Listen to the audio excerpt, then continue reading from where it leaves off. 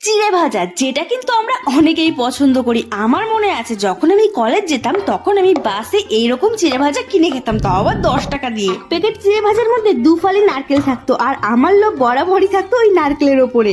আপনারা স্কুল বা কলেজে গিয়ে ক টাকার চিড়ে ভাজা কিনে খেয়েছেন কমেন্টে জানাবেন। এখানে একটা মশলা গুঁড়ো করে নিয়েছি। চিড়ে ভাজার জন্য যা যা প্রয়োজন ঠিক এভাবেই ফ্রাই করে নিচ্ছি। আপনারা চাইলে সরাসরি তেলে দিয়ে ফ্রাই করতে পারেন। তেল থেকে তোলার সুবিধার্থে আমি এভাবেই ফ্রাই করছি। আচ্ছা, হঠাৎ করে চিড়ে ভাজা কেন বানাচ্ছি বলুন তো? কারণ হচ্ছে আমাদের ছুটি কনফার্ম হয়েছে, আমরা যাব বাড়ি, তাই ট্রেনে বসে খাওয়ার জন্য চিড়েগুলো ভেজে নিলাম। চিড়ে ভাজার জন্য যা যা দরকার ছিল সমস্ত কিছু ভেজে নিয়েছি। এবার মশলাটা রেডি করার পালা। অল্প একটুখানি তেল দিয়ে তার মধ্যে সেই গুঁড়ো মশলা দিয়ে হালকা করে একটু নাড়াচাড়া করে যাতে পুড়ে না যায়। তারপরে দিয়ে দিতে হবে চিড়ের মধ্যে, ভালো করে মাখিয়ে নিতে হবে। রেডি হয়ে যাবে একেবারে ট্রেন বা বাসের মতন চিড়ে ভাজা, একেবারে দোকানের মতন খেতে। এটা খেতে ছিল ভীষণ টেস্টি।